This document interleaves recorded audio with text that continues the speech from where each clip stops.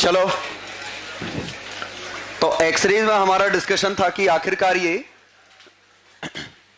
Continuous x ray और ये पैदा हुई when electrons lose their kinetic energy due to collision with atoms या विथ न्यूक्लियस और आउटर इलेक्ट्रॉन्स। अगर न्यूक्लियस या आउटर इलेक्ट्रॉन से कोलाइड करेंगे, आउटर इलेक्ट्रॉन मतलब यहां कंटीन्यूअस एनर्जी बैंड था, यह मैंने एक्सप्लेन किया था कि अंदर ये डिस्क्रीट बैंड है लेकिन ऊपर कंटीन्यूअस बैंड है। तो क्योंकि मल्टीपल एटम के प्रेजेंट होने की वजह से वैलेंस शेल की ऑर्बिटल के इलेक्ट्रॉन के पास कई एनर्जी आ गई, तो ये कंटीन्यूअस बैंड है। तो यहां एक्साइटेशन डी एक्साइटेशन कुछ भी होगा, फोटोन कंटीन्यूअस होंगे। आयंस के साथ कोलाइड करेगा या न्यूक्लियस के साथ तो भी कंटीन्यूअस एनर्जी मिलेगी। और इसके हिसाब से ये हमारा स्पेक्ट्रम था कुछ ऐसा। ये वो था जब पूरी एनर्जी एक झटके में लूज हो गई, चांसेस कम थे, लेकिन इससे लेके इंफिनिटी के सभी मिले। ये हमारा पूरा एक्सरे स्पेक्ट्रम है पूरा। ये अलग बात है कि हम इसका कुछ ही पार्ट यूज करेंगे, जैसे मान लीजिए एक्सरे मशीन में यूज करना है फोटोग्राफी में, तो हम ये पार्ट यूज करेंगे। इट डजंट मीन कि सिर्फ इतने पार्ट को एक्सरे कहते हैं। एक्सरे तो ये पूरा है, जो हमारे लिए यूजेबल फॉर्म है वो हम इतना यूज करते हैं जनरली, लेकिन इस पूरे स्पेक्ट्रम को एक्सरे कहते हैं। अब इसमें समझ में आ रहा है कि ये जो हमारा ग्राफ बना था, यहां दो वोल्टेज थे,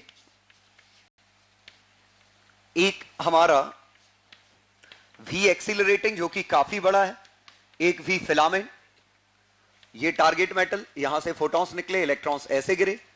तो इसमें V फिलामेंट बढ़ाने से क्या फर्क पड़ रहा था? बिल्कुल, नंबर ऑफ इलेक्ट्रॉन्स बढ़ रहे थे, मतलब करंट बढ़ रहा था। समझ गए? मतलब फोटोन फ्लक्स बढ़ रहा था कि कितने, लेकिन फ्रीक्वेंसी सेम थी। लेकिन एक्सीलरेटिंग पोटेंशियल जब हम बढ़ा रहे थे तो नंबर ऑफ इलेक्ट्रॉन सेम था, करंट भी सेम था, क्योंकि जितने इलेक्ट्रॉन पैदा हुए उतने निकले हैं। लेकिन बदला क्या है? एनर्जी पर photon. Number of photon same है, लेकिन हर फोटोन की एनर्जी बढ़ गई, तो फ्रीक्वेंसी ऑन एन एवरेज बढ़ गई। तो ये वोल्टेज बढ़ाने से इलेक्ट्रॉन कितनी काइनेटिक एनर्जी से टकराएगा उस पर कोई फर्क नहीं पड़ेगा। ऑब्वियसली इससे निकलने वाले इलेक्ट्रॉन यहां पे काइनेटिक एनर्जी ना के बराबर थी। जो भी काइनेटिक एनर्जी आई है वो इसकी वजह से आई है। तो इलेक्ट्रॉन के पास कितनी काइनेटिक एनर्जी वो ये डिसाइड करेगा। तो सबसे तेज फोटोन कौन सा निकलेगा, मतलब सबसे ज्यादा एनर्जी वाला, वो ये डिसाइड करेगा। लेकिन कितने फोटोन निकलेंगे वो ये डिसाइड करेगा। ठीक है? और इसी से हमने देखा कि रफली जो इंटेंसिटी थी, इंटेंसिटी ऑफ एक्सरेज या पावर ऑफ एक्सरेज, पावर की बात करें, V एक्सीलरेटिंग इनटू करंट, ये है कि हमने कितनी पावर सप्लाई की यहां से इनटू एफिशिएंसी। ये कंटीन्यूअस स्पेक्ट्रम था। लेकिन इसके साथ एक कैरेक्टरिस्टिक स्पेक्ट्रम और आया, क्योंकि ये तब था जब आउटर शेल इलेक्ट्रॉन या न्यूक्लियस से कोलिजन हो रहा है। लेकिन अगर इनर शेल इलेक्ट्रॉन को नॉकआउट कर दिया होगा तो कैरेक्टरिस्टिक स्पेक्ट्रम आएगा, और उसकी वजह से कुछ पर्टिकुलर फोटोन ही बाहर निकल रहे हैं।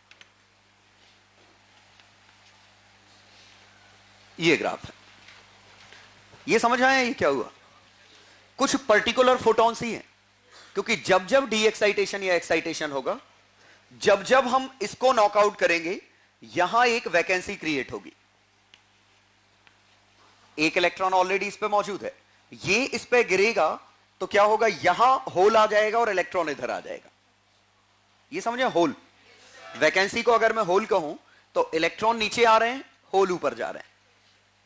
तो ये इसमें चला गया और बची हुई जो एनर्जी है वो हमारा फोटोन। और अगर इधर से गिर गया तो वो फोटोन है, लेकिन इधर खाली हो गई, ये गिर गया तो ये फोटोन है। तो यहां ये डिस्क्रीट है, क्योंकि इनर शेल की एनर्जी अभी भी डिस्क्रीट है। कंटीन्यूअस बैंड सिर्फ आउटर शेल में बना है, अंदर वाली शेल अभी भी डिस्क्रीट है। तो अंदर वाली शेल में अभी भी क्वांटाइजेशन काम कर रहा है। तो उम्मीद है समझ में आया होगा कि बाहर वाली शेल थी, यहां कुछ भी हो रहा है वो कंटीन्यूअस स्पेक्ट्रम जनरेट कर रहा है, और यहां कुछ भी हो रहा है वो कैरेक्टरिस्टिक है, और दोनों जगह हो सकता था। तो ये वाली वेवलेंथ, जब ये वाला हो रहा है तो कुछ पर्टिकुलर वेवलेंथ ही निकल रही है, ठीक है। और अब अगर मैं कंबाइंड स्पेक्ट्रम की बात करूं तो कंबाइंड मतलब ये दोनों जगह। अब ये इंटेंसिटी, ये जो लैम्डा है ये इधर भी तो निकला है, ये वेवलेंथ इधर भी निकली है। कंफ्यूज मत होइएगा, ये सिंपली क्या है देखो दिखाता हूं। मान लीजिए ये हमारा कंटीन्यूअस बैंड है, ये मान ले होता 20 किलो इलेक्ट्रॉन वोल्ट का, इसका होता 18 किलो इलेक्ट्रॉन वोल्ट, इसका होता 10 किलो इलेक्ट्रॉन वोल्ट, या 30 और ये 48। तो यहां से कितना फोटोन निकलता है? 18 का। और यहां से यहां 20 तक के निकल सकते हैं, तो 18 का तो यहां भी निकल सकता है। तो जब यहां ट्रांजिशन हुए होंगे, जो निकले होंगे, ये वाले यहां भी पॉसिबल है। मतलब कंटीन्यूअस बैंड में तो आ ही रहे हैं, और ये इधर भी आ रहे हैं, ठीक है। लेकिन जब जब नॉकआउट हुआ होगा कुछ पर्टिकुलर निकले होंगे, और यहां सभी निकले थे, तो यहां सभी को मौका मिला था, कुछ की इंटेंसिटी कम, कुछ की इंटेंसिटी ज्यादा, लेकिन यहां कुछ पर्टिकुलर को ही मौका मिला। और जब हमने इन दोनों को सुपर इंपोज किया, तो जब मैं कंबाइंड की इंटेंसिटी बनाऊंगा तो ये फोटोन 2 बार आ गया है, तो ये कुछ ऐसे बनेगा।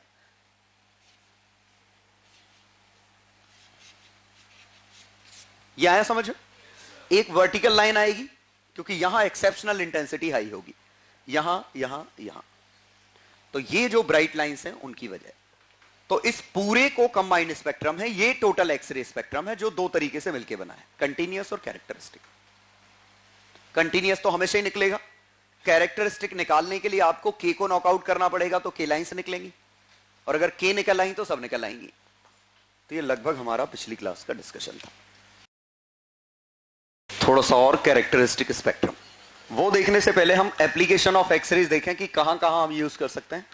तो एक्सरे की हर प्रॉपर्टी कहीं ना कहीं यूज कर लेंगे। पहला, एक्सरे फॉर बोन स्ट्रक्चर। तो यहां हम प्रॉपर्टी यूज कर रहे हैं पेनिट्रेशन पावर ऑफ एक्सरेज, हम ये प्रॉपर्टी यूज कर रहे हैं। और पेनिट्रेशन इतनी है कि वो हमारे सॉफ्ट टिश्यूज या फ्लैश में से पेनिट्रेट कर गया, बोन्स में से पेनिट्रेट नहीं हुआ, या बोन से रिफ्लेक्ट हो गया, ठीक है। दूसरा, मेटल डिटेक्ट करने के लिए हम यूज करेंगे, और इसके लिए X-ray spectrum of each atom is unique. बेहतर है each metal is unique.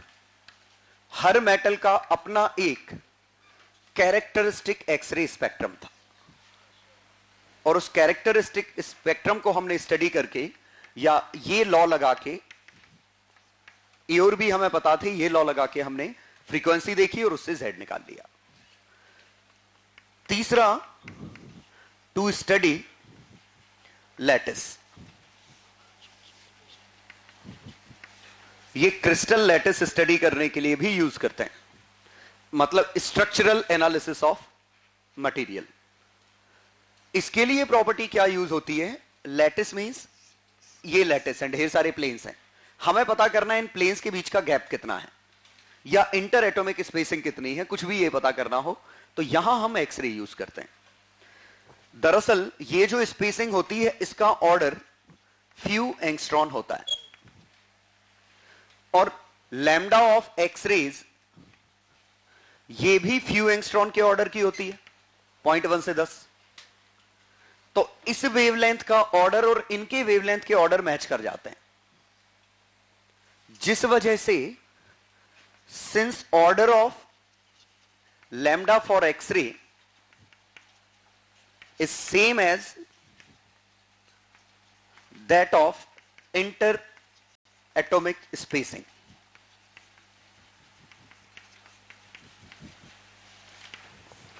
diffraction pattern is significant.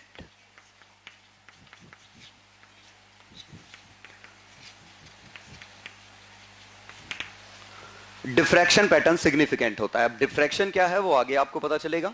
बस आप समझिए कि कुछ ऐसा, एक्सरे भेजी, एक यहां से रिफ्लेक्ट होके गई, एक यहां से रिफ्लेक्ट होके गई, इन दोनों में हमने इंटरफेरेंस ऑब्जर्व किया, और इनके इंटरफेरेंस पैटर्न से, क्योंकि एक ने कुछ ज्यादा पाथ कवर अप किया है दूसरे के मुकाबले, और ये जो एक्स्ट्रा पाथ है उसकी वजह से शायद इन दोनों में कंस्ट्रक्टिव या डिस्ट्रक्टिव कुछ और इंटरफेरेंस होगा।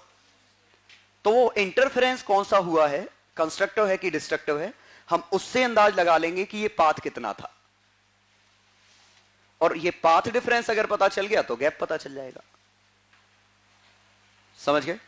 शायद मैंने बताया था कि एक सोर्स से ये सिग्नल जा रहा है और एक सोर्स से सिग्नल ऐसा जा रहा है, तो इसने पाथ x1 किया, इसने x2 किया, तो यहां जो साइन वेव होंगी वो उनका मैक्सिमा भी मैच कर सकता है, नहीं भी कर सकता है।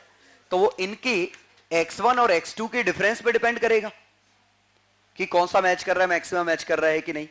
तो x1 और x2 के डिफरेंस से हम पैटर्न पता कर सकते हैं, तो पैटर्न से हम डिफरेंस भी निकाल सकते हैं।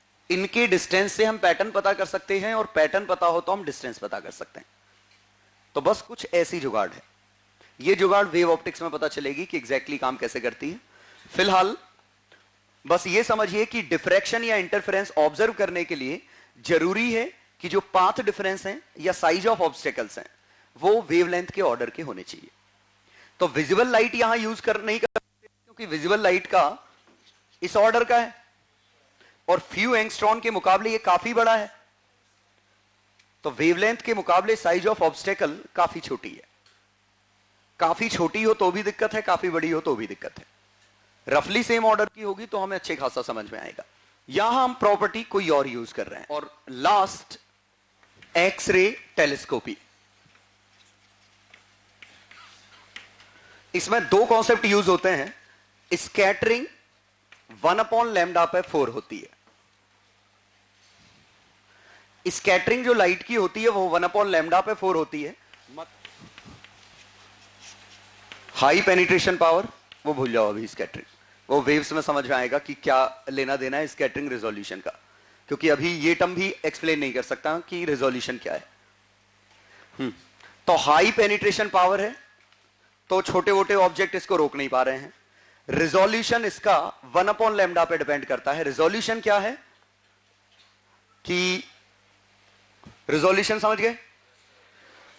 एक बार पहले एक्सप्लेन कर चुका हूं, क्योंकि मैं रेजोल्यूशन सिंपली क्या है कि हम कितना साफ पढ़ पा रहे हैं या कितना साफ देख पा रहे हैं। जैसे मून दिखता तो यहां से है, लेकिन समझ में नहीं आता कि उसके अंदर क्रेटर्स वगैरह हैं। समझ गया ना? ऐसे ही जैसे ये बोर्ड पे जो लिखा है काफी दूर से आप देखोगे, दिखेगा तो कि कुछ लिखा है, क्या लिखा है ये समझ में नहीं आएगा। ये ठीक है, ये हमारा रेजोल्यूशन है कि कितना साफ क्लियर कैच कर पा रहे हैं। तो जैसे हम मान लीजिए कि क्रिकेट ग्राउंड में क्रिकेट चल रहा है और हम दूर पे बैठे हैं, तो दूर से हमें ये तो समझ में आएगा प्लेयर्स खेल रहे हैं, कौन सा प्लेयर कौन सा ये समझ में नहीं आएगा। इसीलिए लोग टेलीस्कोप वगैरह ले जाते हैं, बायनोकुलर ले जाते हैं, बायनोकुलर से देखते हैं तब ज्यादा साफ समझ में आता है। तो सिंपली ये रिजॉल्व करने के लिए कि हमें साफ दिख जाए, और साफ देखने का तरीका यह है कि कोई दूर की चीज उठा के पास में रख दे तो हमें साफ दिख जाएगा। अगर जो चीजें दूर थी कोई उठा के उनको पास में रख दे तो हमें साफ दिखेगा। टेलीस्कोप यही काम करता है कि दूर की चीज उठा के पास रख देता है, हमें साफ दिख जाता है। जैसे जब कार आ रही होती है रात में, दूर से दिखता है कि सिंगल लाइट है। दोनों लाइट हमें एक ही लाइट दिखती है जब हम दूर से देखते हैं, क्योंकि हमें दोनों लाइट ब्लर हो गई हैं और वो एक सी दिखने लग गई हैं। जब वो पास आई तब समझ में आता है कि ये दो डिफरेंट लाइट है। लेकिन अगर हम टेलीस्कोप से दूर से देखेंगे तो पहले से ही समझ में आ जाएगा कि ये दो लाइट है। समझ गए?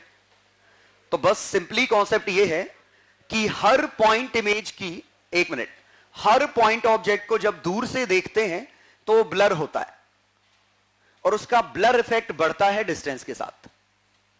और वजह क्या है कि जो लाइन हम स्ट्रेट मान रहे थे वो दरअसल स्ट्रेट ना होके ऐसे फैलती है, डिस्टेंस के साथ फैलती है। अब एक लाइट ऐसे फैल रही है, एक ऐसे फैल रही है, तो इसमें डिफ्रैक्शन काफी हाई है। अब जरा देखिए कि अगर 2 पॉइंट होते, एक पॉइंट ये है, एक पॉइंट ये है, इससे जाने वाली लाइट ऐसे फैली, इससे जाने वाली लाइट ऐसे फैली। अब अगर यहां पे हम ऑब्जर्व करेंगे तो दोनों एक ही पॉइंट दिखेंगे, लेकिन यहां पे करेंगे तो हमें दोनों डिफरेंट दिखेंगे। या आया समझ? तो बस हम यहां रिजॉल्व नहीं कर पा रहे हैं, यहां रिजॉल्व कर ले रहे हैं। और डेली लाइफ में भी ये ब्लर इफेक्ट तो होता ही है। जैसे टीवी अगर आप दूर से देखोगे तो नीचे स्कोर या जो भी लिखा वो समझ में नहीं आता क्या लिखा है, पास से देखते हैं तो समझ में आ जाता है। बस वही है कि आपका टेक्स्ट, जैसे मान लीजिए ए लिखा था तो ये ए ब्लर हो गया, तो ए ऐसे फैल गया, हर पॉइंट पूरा ब्लर हो गया टेक्स्ट, यही होता है। तो सिंपल सी बात है, जो रे कम, ये एंगल जितना कम होगा हम उतना बेहतर तरीके से ऑब्जर्व कर पाएंगे उसको। ठीक है, तो हम चाहते हैं ये एंगल कम हो, और ये डिफ्रैक्शन जो बना था वो 1/λ पे डिपेंड करता है, और रियलिटी ये है कि ये अपर्चर अपॉन लैम्डा पे डिपेंड करता है, अपर्चर ऑफ लेंस। तो हम कि रिजोल्यूशन करना है, मतलब रिजोल्यूशन मींस जो एंगल फैला है उसका 1/1 स्प्रेड ही रिजोल्यूशन है, क्योंकि स्प्रेड हम चाहेंगे कम से कम हो। ये अपर्चर ऑफ लेंस पे डिपेंड करता है, तो लेंस का अपर्चर हम खूब बड़ा ले लें और वेवलेंथ छोटी ले लें। लेकिन अगर हमें नेकेड आई से देखना है तो वेवलेंथ बदलना हमारे हाथ में नहीं है। नेकेड आई से आपको देखना है तो वेवलेंथ तो विजिबल ही यूज करोगे, आप एक्सरे तो यूज कर नहीं सकता, दिखेगा ही नहीं। लेकिन अगर ये इमेज कंप्यूटर को बनानी है तो कंप्यूटर में तो सेंसर लगाने हैं, आप किसी भी वेवलेंथ के सेंसर लगा सकते हो। तो हम क्या करते हैं कि कंप्यूटर से जब इमेज बनाते हैं तो ये लैम्डा हम फ्यू एंगस्ट्रॉन का ले लें, तो 5000 की जगह 1 हो गया, तो 5000 गुना ज्यादा पावरफुल हो गया। मतलब जो 5000 किलोमीटर पे था वो 1 किलोमीटर पे रखा हुआ दिख रहा है, मतलब 5000 गुना ज्यादा साफ दिखेगा। और ये अपर्चर भी बड़ा ले लिया। और अगर हम वेवलेंथ नहीं बदलते तो उतना ही पावरफुल लेने के लिए आपको अपर्चर 5000 गुना बढ़ाना पड़ता, और इसका 5000 गुना बहुत बड़ा हो जाएगा। समझ गया ना? क्योंकि मान लो ये 10 सेंटीमीटर भी है, 10 सेंटीमीटर का 5000 गुना करो, 500 मीटर हो गया, आधा किलोमीटर। अब ये तो फिजिबल है नहीं इतने बड़े बड़े बनाना, तो करते क्या है कि लैम्डा भी छोटा कर लेते हैं, ये भी बड़ा कर लेते हैं। हाँ, नेकेड आई से देखना है तो यही एक ऑप्शन है। समझ गए? तो जो हब्बल टेलीस्कोप वगैरह हैं, इसीलिए वो इतने बड़े बड़े हैं, कई मीटर्स में, वाकई में कई मीटर्स में टेलीस्कोप है। वो इसीलिए क्योंकि नेकेड आई से देखना है आपको, क्योंकि एक्सरे से आप देखोगे तो कलर्स नहीं आएंगे कभी। यह है समझ? एक्सरे के अंदर कलर की इंफॉर्मेशन तो है ही नहीं ना, कलर की इंफॉर्मेशन तो सिर्फ विजिबल के अंदर है, और अगर विजिबल यूज करोगे तो रिजोल्यूशन करने के लिए आपको अपर्चर काफी बड़ा चाहिए।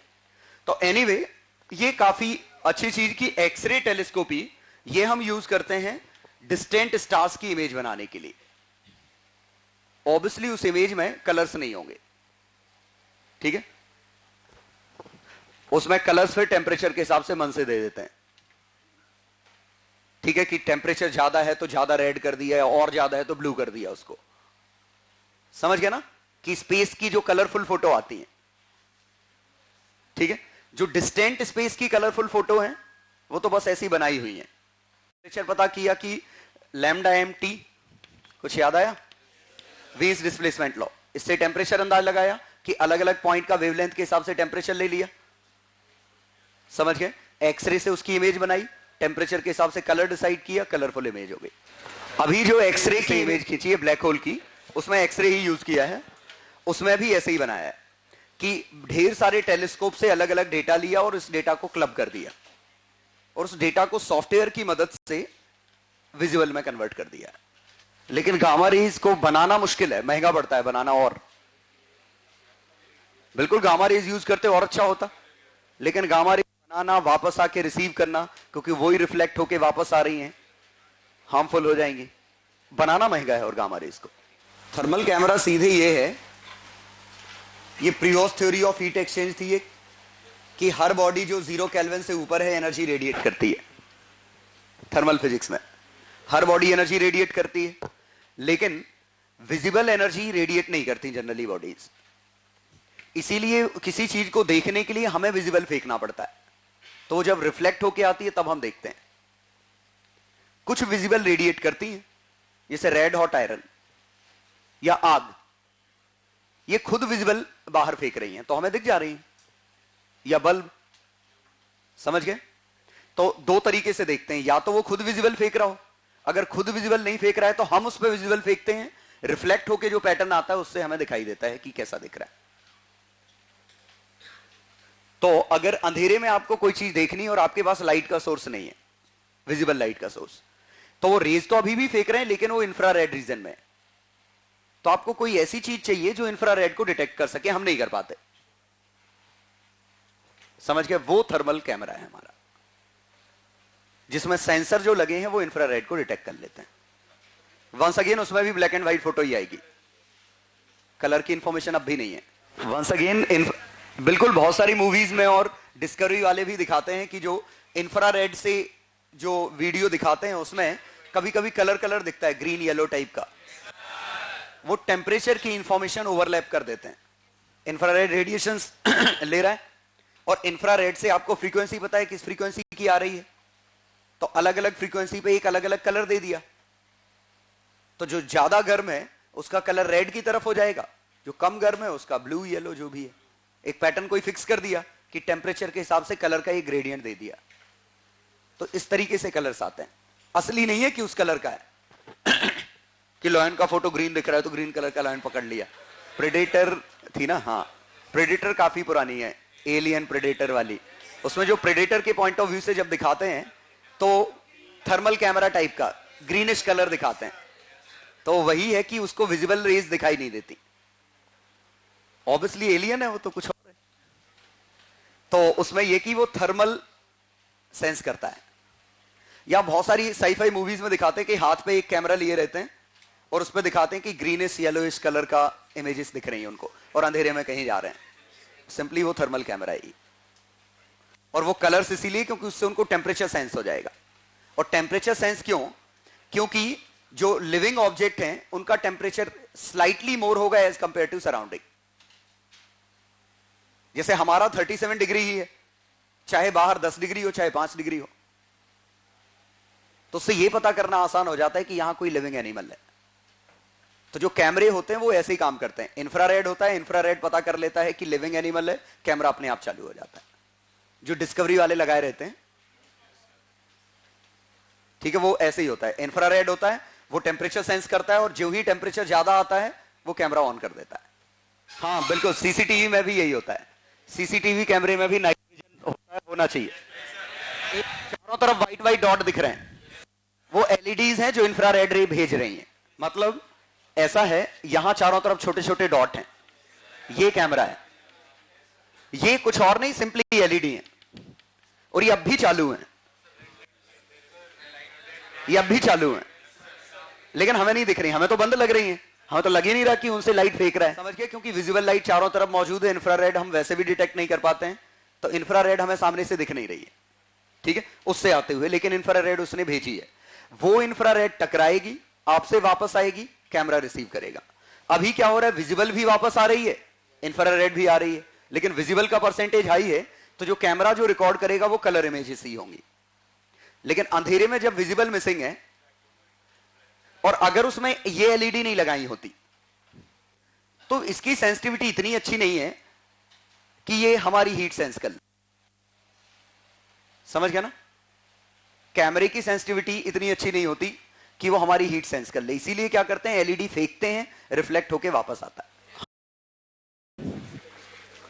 अब हम आते हैं कैरेक्टरिस्टिक एक्स रेज पे थोड़ा और डिटेल में।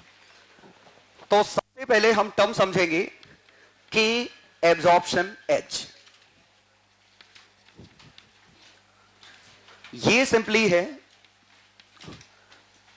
Minimum energy needed to knock K shell electron out. K absorption edge, edge मतलब लिमिट, के लाइन के लिए एब्जॉर्प्शन की लिमिट है और वो क्या है, 1 से इंफिनिटी तक। तो अगर आपको इलेक्ट्रॉन नॉकआउट करना है तो आपको इलेक्ट्रॉन को इतनी एनर्जी देनी होगी कि इंफिनिटी तक भाग जाए। तो वो क्या है, minimum energy needed to knock K shell electron out. और अगर के शेल में, या समझ गए, to create vacancy in K shell, in K shell. और मैं इसी को लिख सकता हूं energy of atom with vacancy in K shell.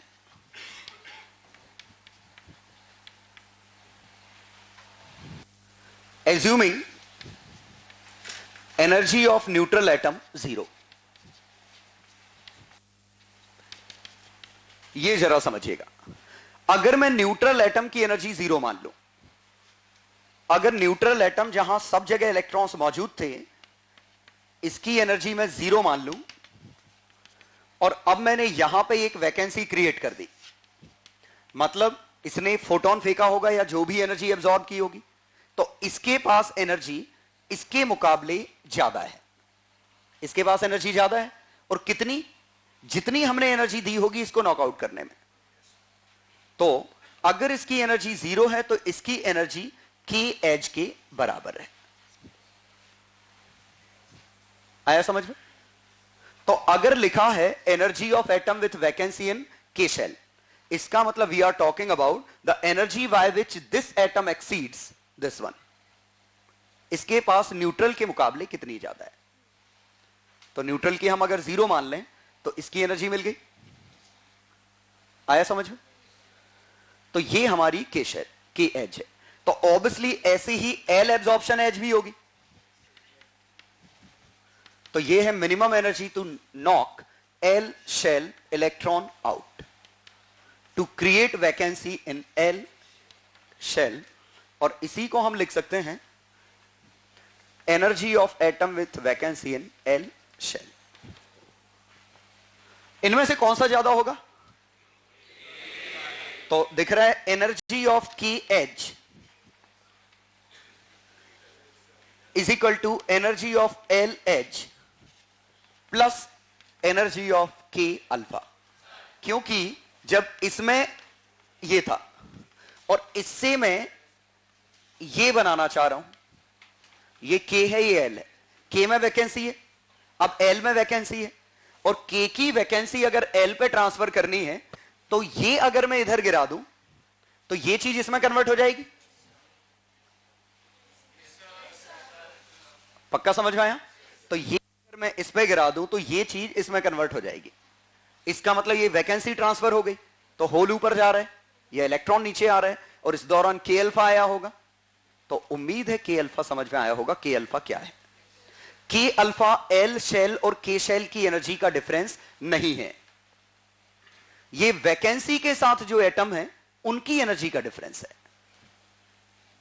हमने देखिए इसकी तो एनर्जी की बात ही नहीं कर रहे हैं, हम ये बात नहीं कर रहे हैं यहां डिफरेंस कितना था।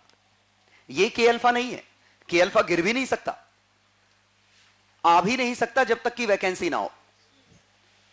के अल्फा आने के लिए वैकेंसी चाहिए, मतलब K alpha, K beta, L alpha, L beta वगैरह बात कर रहे होंगे, मतलब certainly there is some vacancy in inner shell. Vacancy नहीं होगा तो लाइंस नहीं आएंगी, मतलब ये न्यूट्रल एटम के लिए बात नहीं चल रही है। समझ गए? पहले हमने इसको नॉकआउट किया और हमने इसको नॉकआउट किया, इन दोनों के बीच में जो डिफरेंस है वो के अल्फा है। तो उम्मीद है अगर मैंने ऐसा ही एम एब्जॉर्प्शन एज लिया होता तो आता energy of K edge is equal to energy of M edge plus energy of K beta. पक्का आया समझ में? और शायद मैं एक और बात इसी से कह सकता हूं, energy of K beta equal to energy of K alpha plus energy of L alpha. K beta क्या है? के बीटा है नॉकड आउट के और नॉकड आउट एम का डिफरेंस, के और एम का डिफरेंस, ये के और एल का डिफरेंस, ये एल और एम का डिफरेंस, तो यही बनेगा। और के एज, के अल्फा, के बीटा, इससे उम्मीद है समझ में आ गया होगा। कि वैकेंसी के साथ जो शेल्स है उनका डिफरेंस है। न्यूट्रल एटम से के शेल में वैकेंसी क्रिएट करनी है तो हमें इतनी एनर्जी देनी पड़ेगी, और इसी से अगर हमने इसको वापस भर लिया पूरा और वैकेंसी ऊपर ट्रांसफर हो गई, तो यहां से यहां पे इलेक्ट्रॉन आया होगा और यहां से के अल्फा बाहर निकला होगा। के बीटा वैकेंसी किस पे ऊपर बना दी मैंने, फिलहाल यहीं रहे। ओके, तो यहां से जब हम यहां आए होंगे तो एक के अल्फा बाहर निकला होगा, और शायद यह समझ में आ रहा होगा कि यहां से यहां आने के लिए मुझे जो एनर्जी देनी पड़ेगी वो के एच माइनस के अल्फा होगी। ये समझ पा रहे हो? क्योंकि यहां से यहां आने में एब्जॉर्ब हुई, यहां से यहां पहुंचे तो इतनी इमिट हुई, तो नेट हमें कितनी एब्जॉर्ब करवानी पड़ेगी, दिस माइनस दिस। आया समझ में? अब इसी में अगर मैं यहां बनाऊं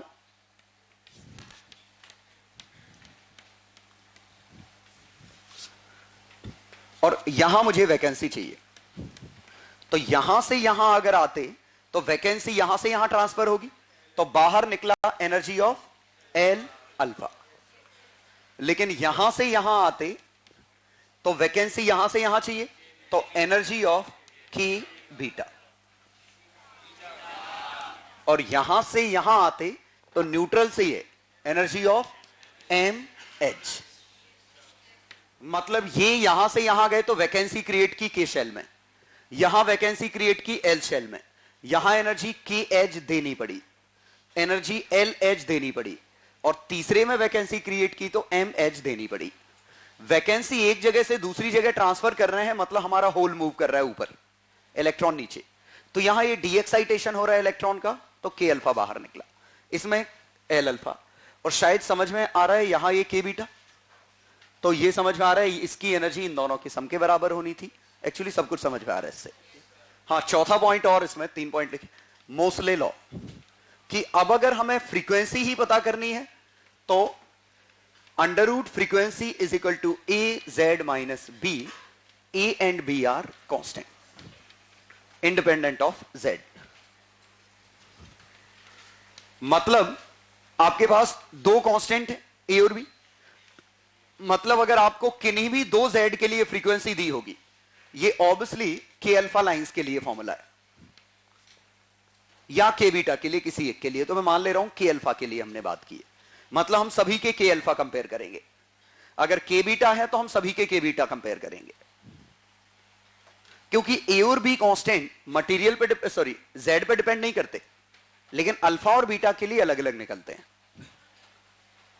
कुछ देर बाद हम बात करेंगे ये फॉर्मूला लगभग कहां से आया, लेकिन फिलहाल आप ये समझिए कि हम मान लीजिए किसी पर्टिकुलर लाइन की बात कर रहे हैं, for a particular line under root frequency A times Z minus B होगा। समझ गए? ए और बी हमें दो कांस्टेंट है जो पता नहीं है, तो आपको किन्हीं भी दो जेड के लिए आंसर गिवन होंगे, आपको तीसरे का निकालना होगा। अब क्वेश्चंस बहुत ही इंपॉर्टेंट इसके, और क्वेश्चन से काफी अच्छे से समझ में आएंगी ये चीजें, तो अच्छे समझिएगा questions. Question 1, energy of atom with vacancy in shell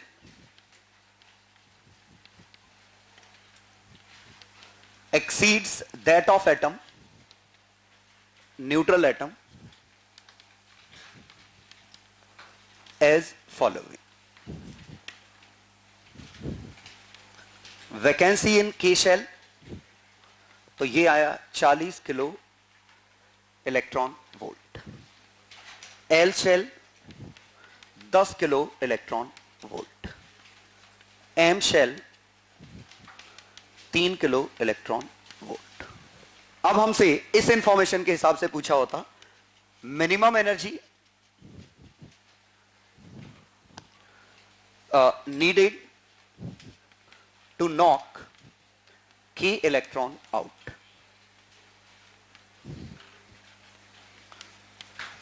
minimum lambda of photon that can knock L shell electron out.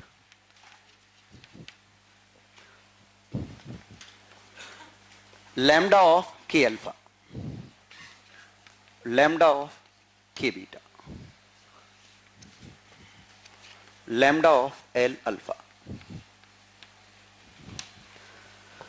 ये सबसे स्ट्रेट फॉरवर्ड क्वेश्चन, और एनर्जी की जगह मैं वी एक्सीलरेटिंग लिख देता हूं। हाँ, ये सबसे स्ट्रेट फॉरवर्ड क्वेश्चन, क्योंकि हमें यहां सबकी एनर्जी दे रखी। पहला क्वेश्चन है minimum V accelerating needed to knock K shell electron out. तो कौन सा आएगा? समझ गए? कौन सा? 40। तो क्यों ना मैं इस लैंग्वेज को बदल दूं, minimum V accelerating needed to obtain characteristic K lines. ये समझ में आया? क्योंकि अगर आपको के लाइंस चाहिए तो के में जगह खाली करनी पड़ेगी, और के में जगह खाली करने के लिए आपको इतनी एनर्जी कम से कम चाहिए। तो पहले में to obtain K lines, a vacancy in K shell must be created, must be created. और ये क्रिएट करने के लिए हमारा फास्टेस्ट फोटो इलेक्ट्रॉन, फास्टेस्ट जो इलेक्ट्रॉन है उसकी काइनेटिक एनर्जी के एज से बड़ी होनी चाहिए। और इसकी एनर्जी कितनी है? ईवी एक्सीलरेटिंग, इसकी कितनी है? 40 किलो इलेक्ट्रॉन वोल्ट। तो V accelerating should be more than और इक्वल टू 40 किलो वोल्ट। दूसरे में वही काम हम फोटोन से करा रहे हैं, कोई दिक्कत नहीं। इलेक्ट्रॉन भी पूरी एनर्जी ट्रांसफर कर सकता है, फोटोन भी पूरी एनर्जी ट्रांसफर कर सकता है, क्योंकि दोनों का ही मास मेटल के मुकाबले तो काफी कम है। ना तो इलेक्ट्रॉन कर पा रहा, ना ये कुछ कर पाएगा। इसका मतलब फिर से एब्जॉर्ब हो सकता है। इसका मतलब energy of photon must be more than और equal to energy of L H. इसका मतलब lambda of photon must be less than और equal to 12400 upon L H कितना है? 10। समझ गए? तो lambda should be less than और इक्वल टू 1.24 एंगस्ट्रॉम। पूछा है लैम्डा के अल्फा, बोलो third. Lambda K alpha 12400 upon 40 minus 10 kilo, तो 12400 अपॉन 30,000।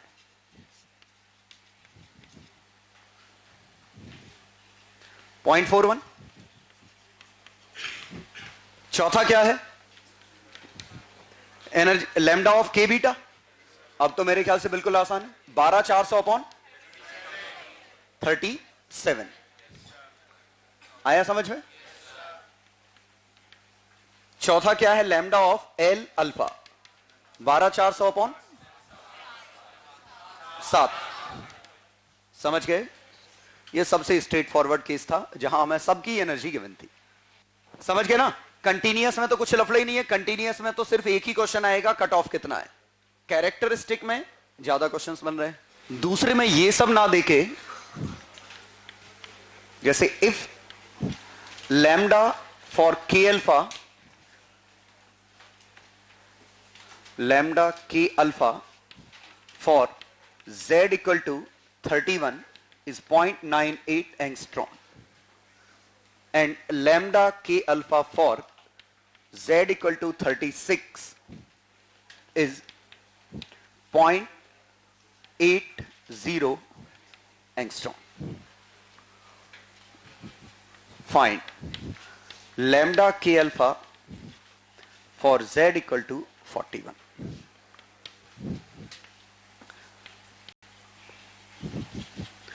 Identify metal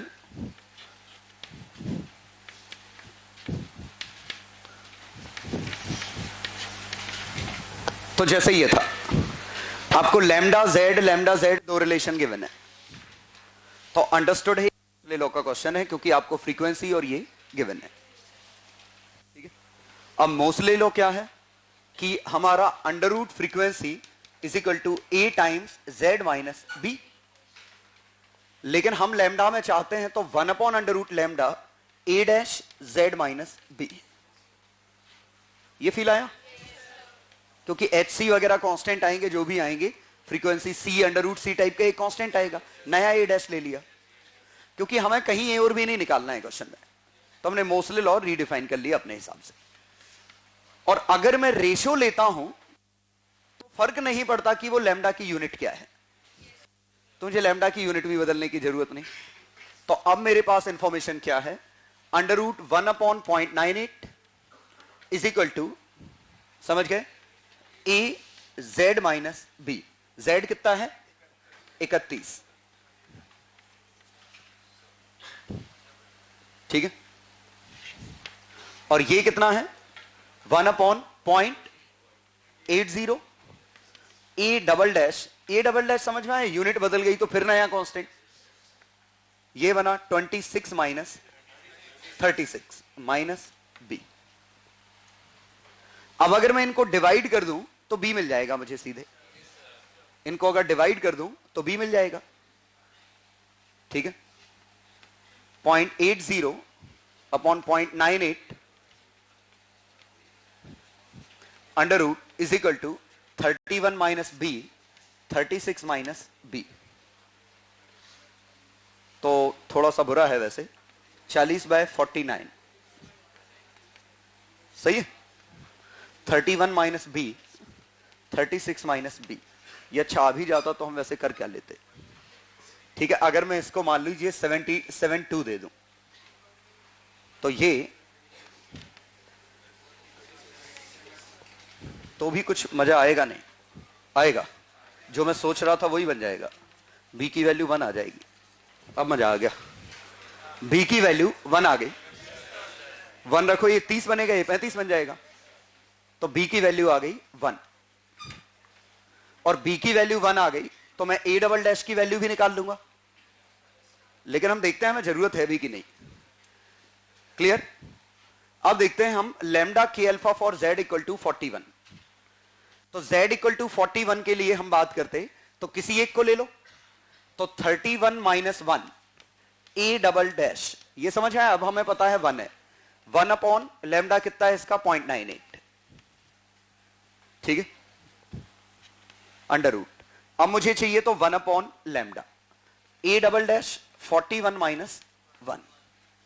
अब डिवाइड कर दूं तो लैम्डा अपॉन 0.98 का under root is equal to, A double dash तो कट ही गया, 3/4, तो लैम्डा की वैल्यू 3/4 का होल स्क्वायर इंटू 0.98।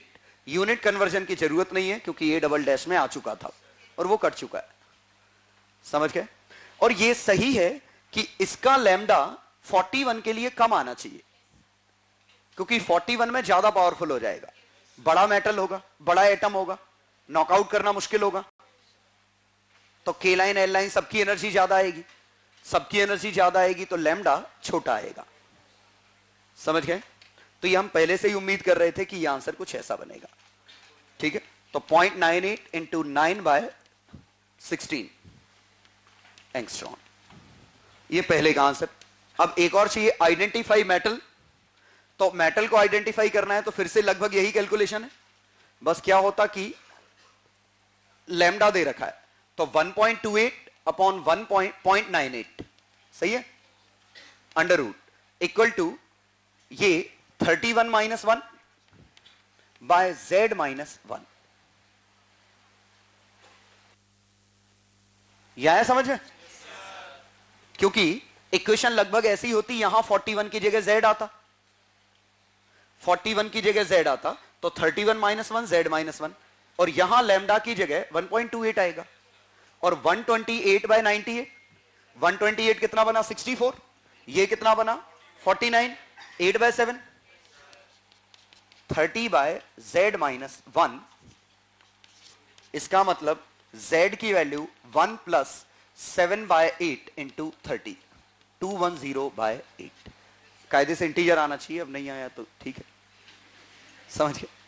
मतलब क्वेश्चन डेटा ऐसा होना चाहिए कि इंटीजर आ जाए, तो सब चीजें एक साथ सही आए, ये आसान नहीं था, मुझे अंडर रूट भी ठीक करना है।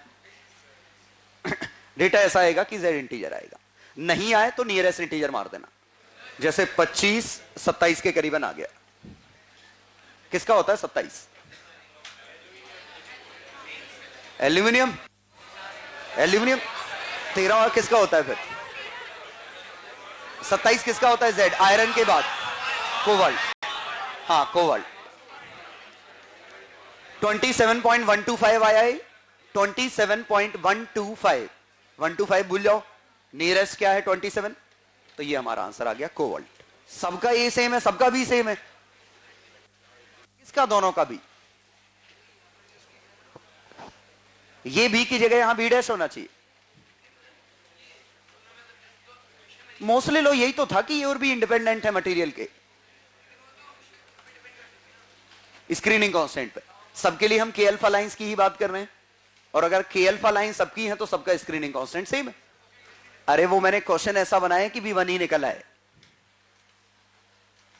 वो तो बना ऐसा कि B1 निकल आए। ऐसा कोई जरूरी नहीं है, हाइपोथेटिकल क्वेश्चन है, उम्मीद मत करिए कि B1 आएगा हमेशा। बी कुछ और भी आ सकता था, और जो आता वो हम सही मानते। मतलब मैं क्वेश्चन ऐसा लेने की कोशिश करता हूं कि as close as possible real के हो। पिछला क्वेश्चन भी आपको अभी पता नहीं है, जो रियल आंसर के काफी क्लोज है पिछला क्वेश्चन भी, पिछला जो मैंने दिया था। अब इसमें आपको पता है B1 आता है, इसलिए आप कंपेयर कर पा रहे हो। पिछले में आपको पता ही नहीं था कि के अल्फा कितना आता है, तो आप कंपेयर नहीं कर पाए, कोई कुछ बोला नहीं। मेरा इंटेंशन यही होता है कि आप आगे कभी रिवाइज करो और आपको फिर कंट्राडिक्शन दिख जाए। हालांकि हो सकते हैं ये क्वेश्चन अपने आप में कुछ भी हो सकता है, कोई रूल नहीं कि B1 ही आएगा, बी कुछ और भी आ सकता है। Question 1, lambda K alpha 21.3 picometre. It takes 11.3 kilo electron volt to knock L shell electron.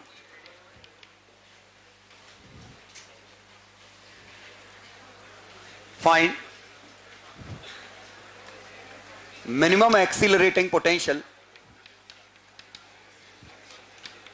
to obtain K lines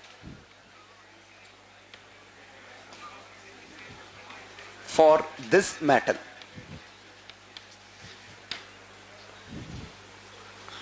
Question 2, K beta for argon is 0.36 nanometer. The minimum energy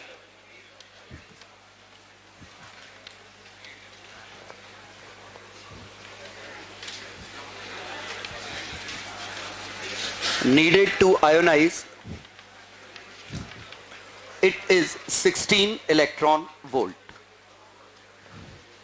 Find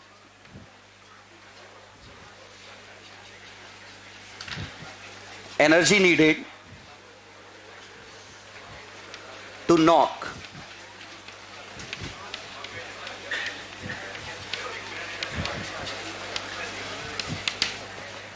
पहला question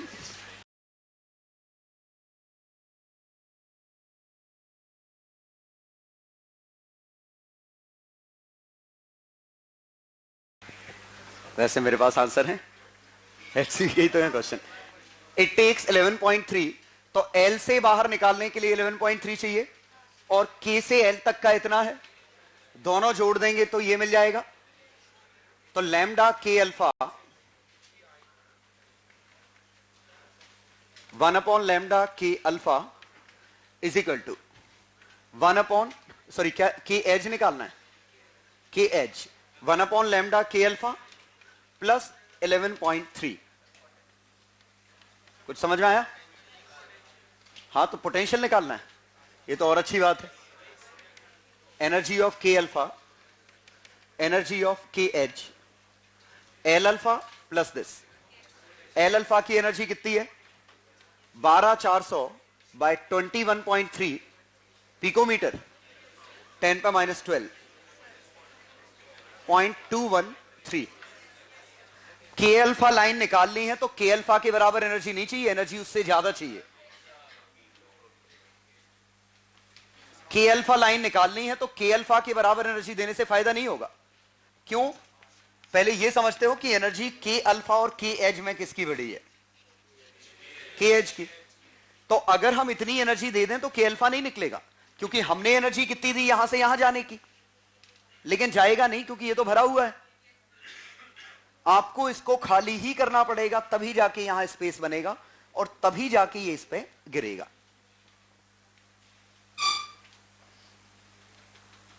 यह समझ में मैं क्या कह रहा हूं? आपको इसको खाली ही करना पड़ेगा तभी जाके ये ऐसा होगा। ठीक है? एल अल्फा लिखा है क्या? ओके सॉरी, के एच इन दोनों का समेशन है, तो के अल्फा की एनर्जी इतनी होगी। ये तो काफी ज्यादा है, क्योंकि लगभग 5 गुना, ये तो 60 के करीबन हो गया। कितना है? 58। ये कितना था? ये आई। ठीक, 73 कैसे हो जाएगा? ये 58 पॉइंट।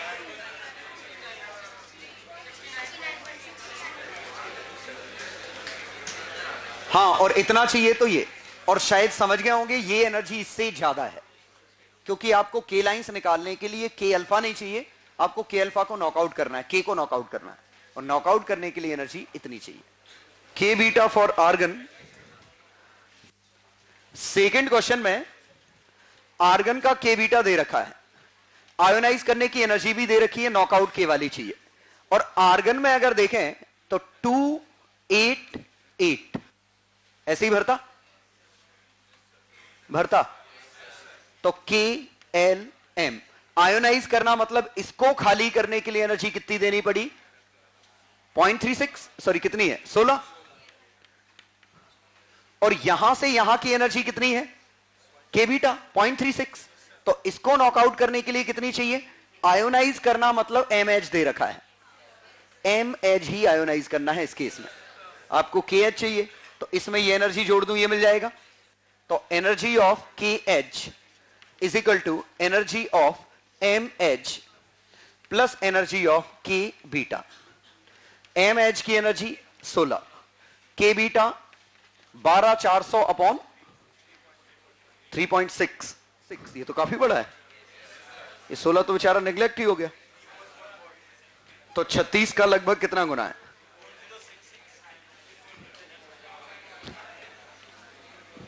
4000 के करीबन। 4000 से तो कम आया ना,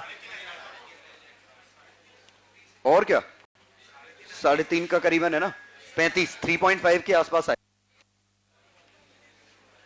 3500 आया इलेक्ट्रॉन वोल्ट। ठीक है, लगभग, मतलब ये आंसर आएगा। तो लैम्डा आएगा 12400 अपॉन ये एनर्जी। ठीक है, हाँ किसका लिख दिया बस वो, लेकिन कैलकुलेशन में निगलेक्ट ही हो गया बेचारा। अरे यार ये क्या समझाया था मैंने? ये इस समय कहां थे? ये आर्गन में 288 ऐसे ही भरता। के एल एम आयोनाइज करना मतलब वैलेंस शेल में से बाहर निकालना, और आउटर मोस्ट शेल यही है। तो एम से बाहर निकालने की एनर्जी 16 है, यहां से एम तक की एनर्जी दे रखी है, और इस एनर्जी और इस एनर्जी को जोड़ दोगे तो इससे बाहर निकालने की एनर्जी मिल जाएगी। समझ गए? लेकिन वो यही बहुत ज्यादा निकली, ये 16 काफी छोटी आई। ठीक है, लेकिन करते ऐसे। थर्ड क्वेश्चन में कितना है आंसर? 7.52।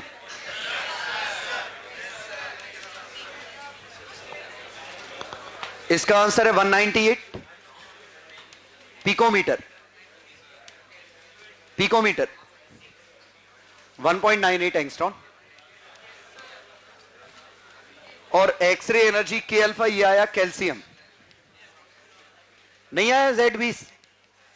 कैल्शियम का कितना होता है? Z कितना आया? Z20 नहीं आया। कैलकुलेशन बुरी थी? तो इंटीजर के लिए अप्रोक्सीमेट करना कौन सा बुरा था? Qualitative analysis of Mosle law.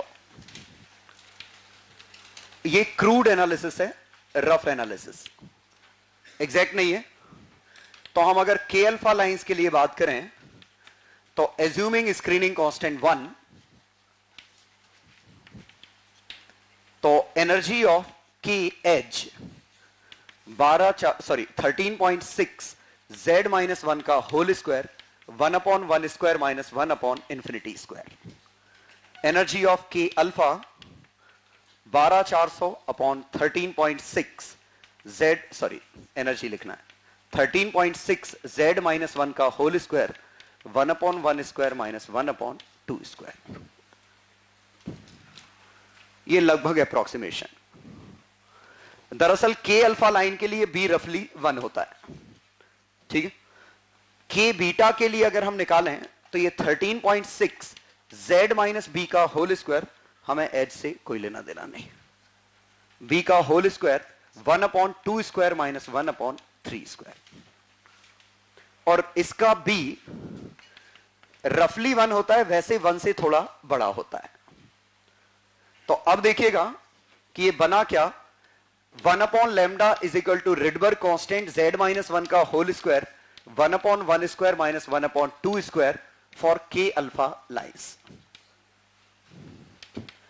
और c बाय लैम्डा, तो फ्रीक्वेंसी आया RC 3/4 z माइनस 1 का होल स्क्वायर, तो अंडर रूट फ्रीक्वेंसी आया 3/4 RC under root z minus 1। ये हमारा A है, ये हमारा B है। तो स्क्रीनिंग कांस्टेंट हमने 1 मान लिया के अल्फा लाइंस के लिए।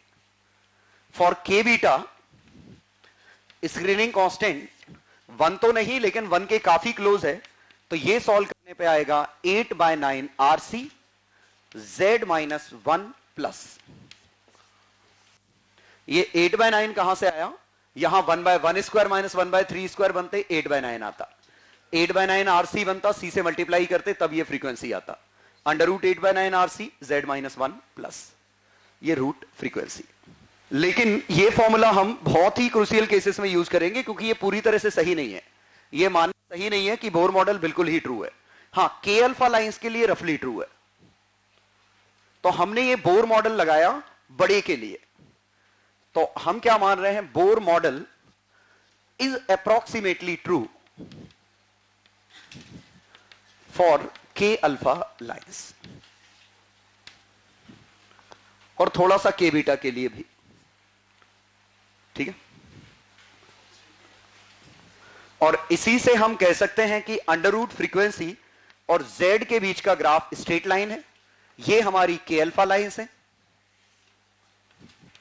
और ये हमारी के बीटा लाइंस है।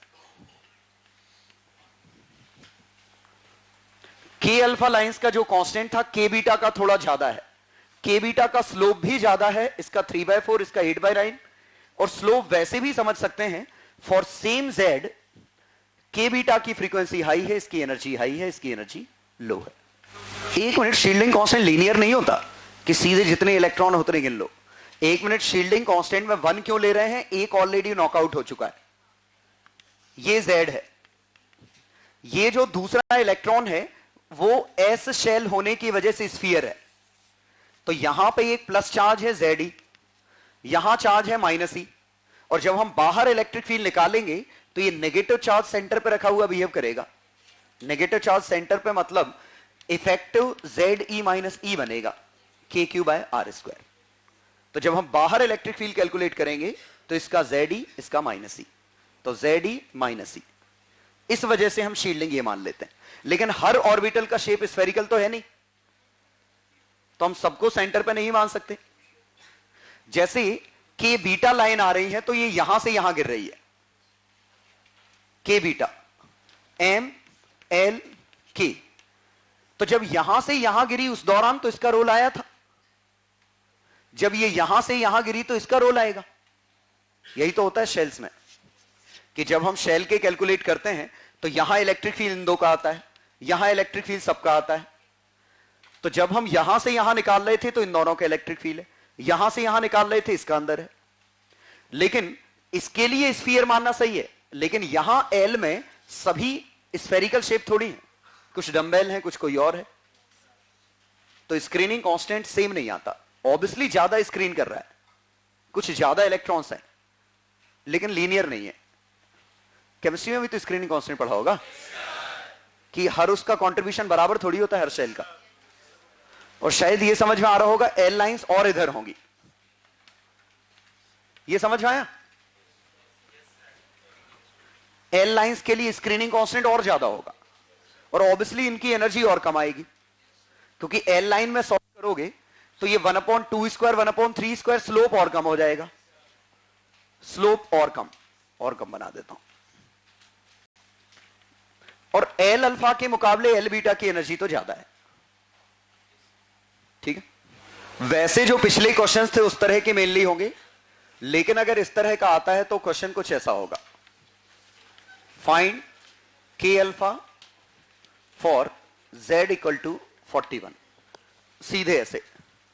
अब इंफॉर्मेशन कुछ और दे ही नहीं रखी है, तो हमारी मजबूरी है कि हमें वो रिजल्ट ट्रू मानना पड़ेगा कि लैम्डा के अल्फा कितना होगा 12400 अपॉन 13.6 z माइनस 1 का होल स्क्वायर, और के अल्फा क्या है 1/1 स्क्वायर माइनस 1/2 स्क्वायर। ये रिजल्ट 911 बनेगा, ये बनेगा 1600 का 3/4, 911 बाय 1200, 0.75 एंगस्ट्रॉम। मतलब सीधे कि इंफॉर्मेशन दे ही नहीं रखी है तो हमारे पास कोई ऑप्शन ही नहीं बचा, तो हमें यही करना है।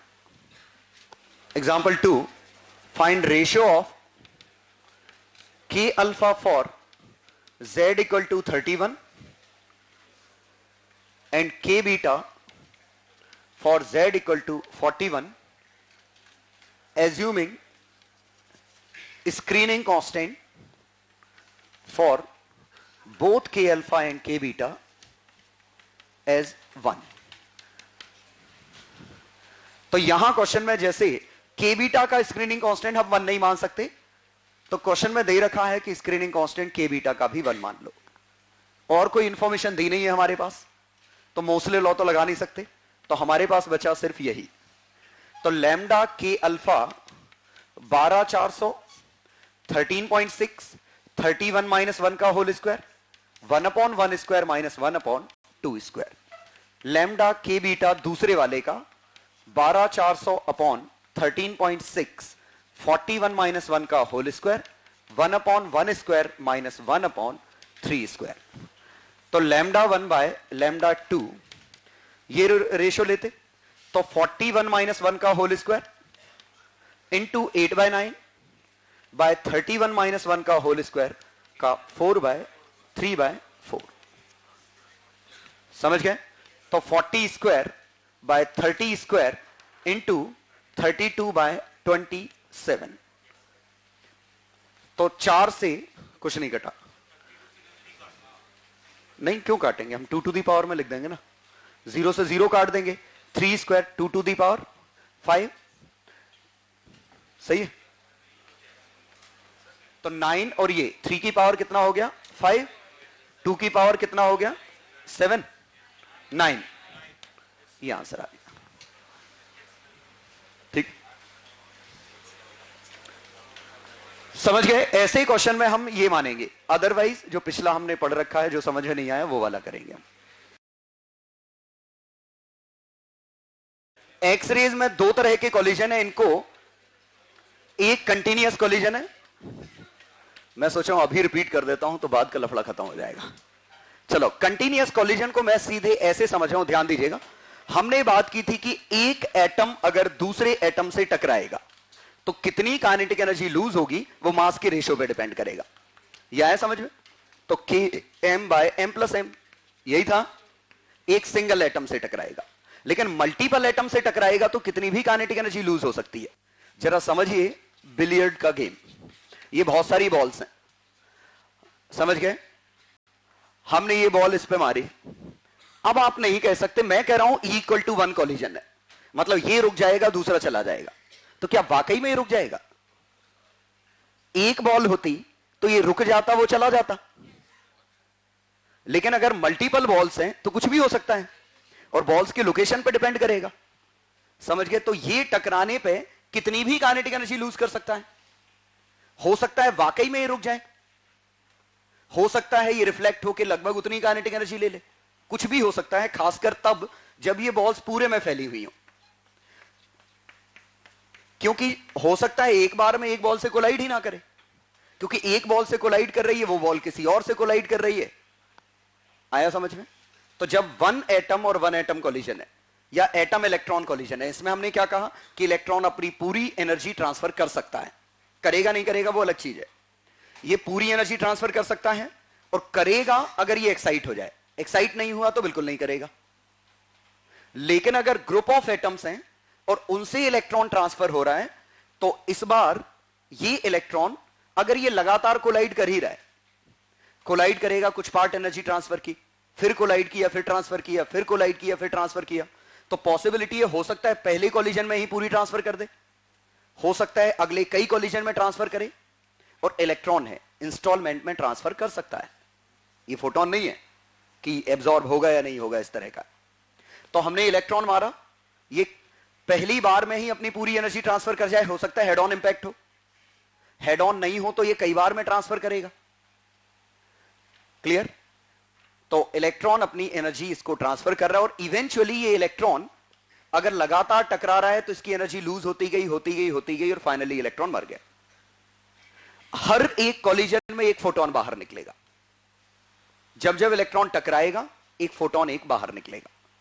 तो हो सकता है एक पूरा बड़ा फोटोन निकल जाए एक ही बार में, चांसेस कम है लेकिन निकल सकता है। तो लार्जेस्ट फोटोन कितना होगा? तो 12400 बाय काइनेटिक एनर्जी। तो ये लैम्डा की मिनिमम वैल्यू है, इससे छोटी लैम्डा नहीं निकल सकती, क्योंकि इलेक्ट्रॉन के पास इससे ज्यादा एनर्जी है ही नहीं। ठीक है? और चूंकि इससे हमें समझ में आया कि ये लैम्डा मिन से इंफिनिटी के बीच में है, ये कंटीन्यूअस स्पेक्ट्रम था। अब कैरेक्टरिस्टिक को हम ऐसे मान लें कि मान लीजिए ये टकरा के इसमें कई होल्स भी हैं, और अगर ये बॉल होल में गिर गई, और हम मान रहे हैं होल एक ऐसी चीज है जो पूरी एनर्जी लूज कर देगा, और सही बात है, कितनी भी स्पीड से अगर इलेक्ट्रॉन बॉल होल में चली गई, होल फाइनली रेस्ट में आ जाएगी।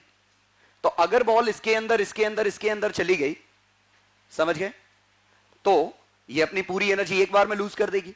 अब अगर ये होल्स ऐसे होते कि ये कुछ पर्टिकुलर एनर्जी की बॉल को ही अंदर जाने देते, अगर ये होल्स ऐसे होते कि क्वांटाइज होती, कि इन्होंने कहा इस काइनेटिक एनर्जी की बॉल आएगी तो ही हम जाने देंगे, समझ गए, तो कुछ पर्टिकुलर फोटॉन्स ही यहां निकल पाएंगे। तो ये प्रोसेस और ये प्रोसेस दोनों साइमल्टेनियसली चल रही है। ये डिस्क्रीट प्रोसेस है, ये कंटीन्यूअस प्रोसेस है। ठीक है? तो ये तो चला ही आ रहा है कि ये कंटीन्यूअसली इलेक्ट्रॉन्स या न्यूक्लियस के साथ कोलिजन कर रहे हैं, और कोलिजन करने की वजह से जो एनर्जी लूज हो रही है वो कंटीन्यूअस है, क्योंकि ये वन एटम कोलिजन नहीं है जिसमें क्वांटाइज थी एनर्जी। मल्टीपल एटम्स हैं तो एनर्जी लेवल कंटीन्यूअस है, तो कोई भी एनर्जी लूज हो सकती थी। आया समझिए? फिर रिपीट कर रहा हूं ये स्टेटमेंट। इलेक्ट्रॉन जब इससे टकराएगा तो कौन सी एनर्जी लूज कर सकता है, वो क्वांटाइज्ड है, कुछ पर्टिकुलर एनर्जी है जो लूज कर सकता है। लेकिन अगर ग्रुप ऑफ एटम्स हैं तो एनर्जी लेवल अब डिस्क्रीट नहीं है, अब वो मर्ज होके कंटीन्यूअस हो गए हैं। यह आया समझ में? आखिरकार एटम से टकरा के जो एनर्जी ट्रांसफर हो रही है वो दरअसल इवेंचुअली उसके इलेक्ट्रॉन्स पे जा रही है, इलेक्ट्रॉन एक्साइट हो रहे हैं, डी एक्साइट हो रहे हैं। तो अब इलेक्ट्रॉन एस, ये जो मैंने कहा था ये वही था, ये इनर है जो अभी भी डिस्क्रीट है, ये आउटर है जो कंटीन्यूअस है। तो अगर कोलिजन इनसे होगा तो कंटीन्यूअस स्पेक्ट्रम मिलेगा, इनसे होगा तो कैरेक्टरिस्टिक मिलेगा। तो अगर इनसे होगा, लेकिन इनसे कैरेक्टरिस्टिक सिर्फ और सिर्फ तभी मिलेगा जब आप उसको नॉकआउट कर दोगे, क्योंकि आपको होल क्रिएट करना ही पड़ेगा। तो ये लाइन निकालने के लिए इतनी एनर्जी नहीं चाहिए, इतनी एनर्जी देने से ये लाइन नहीं आएगी, क्योंकि इतनी एनर्जी आप दे ही नहीं पाओगे, क्योंकि ये इलेक्ट्रॉन यहां तक जाएगा ही नहीं, भरा हुआ है। हाइड्रोजन में सही था, क्योंकि हाइड्रोजन में बाकी सभी ऑर्बिटल वैकेंट थी। तो आप ये सबसे बड़ी गलती होती है कि के अल्फा अगर आपको चाहिए तो के अल्फा के बराबर एनर्जी से काम नहीं चलेगा, आपको के एज देनी पड़ेगी। और अगर यहां आपने दी तो यहां कुछ भी कंटीन्यूअस फोटोन निकल सकता है। तो ये समझिए कि कंटीन्यूअस स्पेक्ट्रम है, ये वाला कैरेक्टरिस्टिक स्पेक्ट्रम है।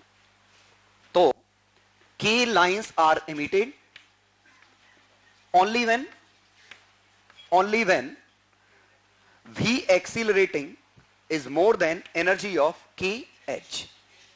दिया हो तो लगभग इसके बराबर, दिया हो तो अच्छी बात है। kh कितना है, जनरली दिया ही होगा, नहीं दिया है तो ये है, समझ गए।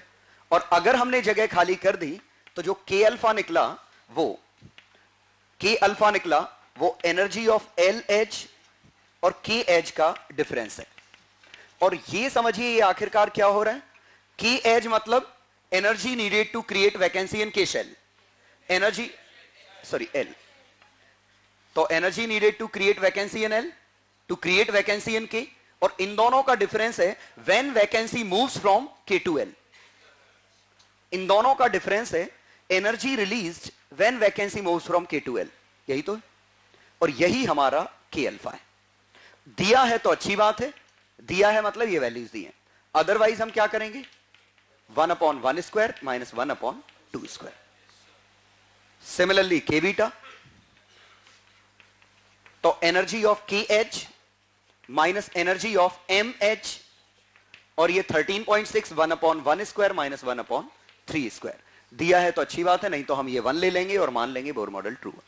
अब थोड़ी m + m होगा ना, अब तो ये है काइनेटिक एनर्जी कितनी लूज की, अरे सिंगल एटम से थोड़ी टकरा रहा है, अब तो कई एटम है, कोलिजन एक साथ हो सकता है, ये group of atom single atom की तरह बिहेव कर रहा है, ये पूरी सिंगल बॉडी हो गई ना, सभी चीजें एक दूसरे से चिपकी हुई हैं, तो आप किसी एक से टकराओगे तो इंपैक्ट तो पूरे से माना जाएगा ना। ये काइनेटिक एनर्जी ये नहीं है, ये काइनेटिक एनर्जी कितनी लूज हुई, और अगर ये पूरी हुई तो पूरा आएगा टर्म, या इसका कुछ फ्रैक्शन आएगा। इसमें m/m + m कहां से आ गया, फिर वही तो मैं बता रहा हूं कि ये एटम एटम कोलिजन के लिए था, जब एक फ्री एटम से एक फ्री एटम या फ्री इलेक्ट्रॉन टकरा रहा है तब के लिए था, समझ गए। और चूंकि इलेक्ट्रॉन की बात कर रहे हैं m/m + m अभी भी 1 है, लेकिन वजह ये नहीं है कि इलेक्ट्रॉन मास छोटा है इसलिए निगलेक्ट कर दिया, ये निकाला ही हमने फ्री एटम के लिए था, यहां फ्री नहीं है, यहां एटम कई मिक्स्ड हैं एक दूसरे के साथ बंधे हुए हैं, तो ये इतना बड़ा मास हो गया कि ये एनर्जी अपनी ट्रांसफर कर सकता है, लेकिन पूरी भी कर सकता है, कुछ कम भी कर सकता है, कुछ भी हो सकता है। तो दो ग्राफ बहुत ही इंपॉर्टेंट, पहला ग्राफ तो ये इनमें से कौन सा के बीटा है, कौन सा के अल्फा है, के अल्फा, ये lambda cut off, lambda cut off 12400/v accelerating independent of Z और V फिलामेंट। ये वाला डिपेंडेंट ऑन Z एलोन, बशर्ते निकलें, ये स्टेटमेंट समझ में आया, बशर्ते निकलें, जब भी निकलेंगे उनकी वैल्यू कितनी होगी वो तो Z पे डिपेंड नहीं करेगी। मैं वैल्यू मतलब इस हाइट की बात नहीं कर रहा हूं, वैल्यू मतलब ये लैम्डा कट ऑफ में भी वैल्यू ये है, एक्स कोऑर्डिनेट फ्रीक्वेंसी, इंटेंसिटी कितनी है, इनका वाई कोऑर्डिनेट कितना है, वो तो इवन फिलामेंट पोटेंशियल पे भी डिपेंड करेगा। जैसे आपने फिलामेंट पोटेंशियल बढ़ा दिया तो नंबर ऑफ फोटॉन्स बढ़ गए, तो सभी की एनर्जी बढ़ जाएगी, तो ये ग्राफ पूरा एज इट इज ऊपर उठ जाएगा। फिलामेंट अकेला बढ़ाया तो ना तो कट ऑफ बदलेगा, ना के अल्फा के बीटा बदलेंगे, लेकिन सबके फोटॉन्स तो बढ़ जाएंगे, और ये वाई कोऑर्डिनेट इंटेंसिटी थी तो सबके सब और ऊपर आएंगे। आया समझ में? इसी में अगर हमने V एक्सीलरेटिंग बढ़ा दिया तो क्या होगा, ये यहीं रहेंगे लेकिन ये ग्राफ पीछे आ गया, ठीक है। इसी में Z बढ़ा दिया तो ये हमारा यहीं रहेगा, ये पीछे आ गया, अच्छा ये यहीं रहेगा, ये पीछे आ गया, ठीक है। तो उम्मीद है समझ में आ गया होगा। ये बहुत इंपॉर्टेंट कि तीनों को चेंज करने पे किस में क्या अंतर आएगा, ठीक है। तो फाइनली फिलामेंट बढ़ाने पे सिर्फ वाई कोऑर्डिनेट बढ़ेगा, फ्रीक्वेंसीज कोई सी भी चेंज नहीं होगी। एक्सीलरेटिंग बढ़ाने पे कट ऑफ फ्रीक्वेंसी बदलेगी, लेकिन कैरेक्टरिस्टिक बिल्कुल जो कहते हो के अल्फा के बीटा में कोई चेंज नहीं आएगा। लेकिन जेड बढ़ाएंगे तो इस बार कट ऑफ वाला वही रहेगा, कट ऑफ वाला वही रहेगा, ये वाले दोनों खिसक जाएंगे। और दूसरा ग्राफ हमारा था ये वाला, ये के अल्फा ये के बीटा। वैसे ही कुछ नहीं दिया हो तो हम 1 मान लेंगे, लेकिन हल्का सा 1 से ज्यादा होता है तो के अल्फा और K beta under root frequency Z. L lines और इधर कहीं होंगी। स्क्रीनिंग कांस्टेंट, ये वाला टर्म जो है वो स्क्रीनिंग कांस्टेंट है, और स्क्रीनिंग कांस्टेंट लाइन के साथ बढ़ रहा है, क्योंकि आप जितने दूर से गिराओगे 2 से 1 3 से 1 स्क्रीनिंग कांस्टेंट ज्यादा है, क्योंकि यहां ज्यादा इलेक्ट्रॉन्स स्क्रीन कर रहे हैं। ठीक है, तो फॉर्मूला हमारा बना अंडर रूट फ्रीक्वेंसी ए जेड माइनस बी। ठीक है, ए and be independent of Z but dependent on series. ये समझ में आया? सीरीज मतलब K alpha K beta etcetera. Series कौन सी उस पर तो डिपेंड करेंगे, ठीक है, लेकिन मेटल कौन सा उस पर डिपेंड नहीं करेगा। न्यूमेरिकल तो 2 थ्योरी वाले क्वेश्चन, और न्यूमेरिकल 3 तरह के आएंगे। पहला भी 3 या 4 भी एक्सीलरेटिंग से लैम्डा कट ऑफ निकालना, हैंस फ्रूट। दूसरा के अल्फा के बीटा निकालना। इसमें 2 तरीके होंगे, या तो एनर्जी विथ वैकेंसी गिवन होगा, वैकेंसी इन शेल, या तो ये गिवन होगा या जेड गिवन होगा, तो हम अपने फॉर्मूले लगा लेंगे। या ऑब्वियसली मोसले लॉ, ये भी हो सकता है। मोसले लॉ में 2 किन्हीं की फ्रीक्वेंसी और 2 किन्हीं के जेड दे दिए जाएं, ए और बी मिल जाएगा, तीसरे का आंसर निकाल लेंगे। और लास्ट कैलकुलेशन इसमें इंटेंसिटी ऑफ एक्सरेज, और इसके लिए वी एक्सीलरेटिंग, करेंट, एफिशिएंसी, बची हुई हीट है। ध्यान दीजिए, इस पूरे को लेकर हम एक्सरे स्पेक्ट्रम कहते हैं। एक्सरे स्पेक्ट्रम टर्म यूज किया पूरा है, लेकिन जो हम 0.1 से 10 करते हैं वो एक्सरे है जो हम यूज करते हैं। इस हिसाब से तो ये पूरा एक्सरे है। एक्सरे स्पेक्ट्रम मतलब इस एक्सपेरिमेंट में जो निकला उसकी फ्रीक्वेंसी कहां से कहां तक थी। ये अलग बात है कि उसका यूजेबल पार्ट ये है। ठीक है, समझ गए? अगर इसमें स्पेक्ट्रम की बात आए तो इंफिनिटी तक लिखेंगे। ठीक है, इस वाले हिस्से को हम यूज करते हैं एक्सरे की तरह।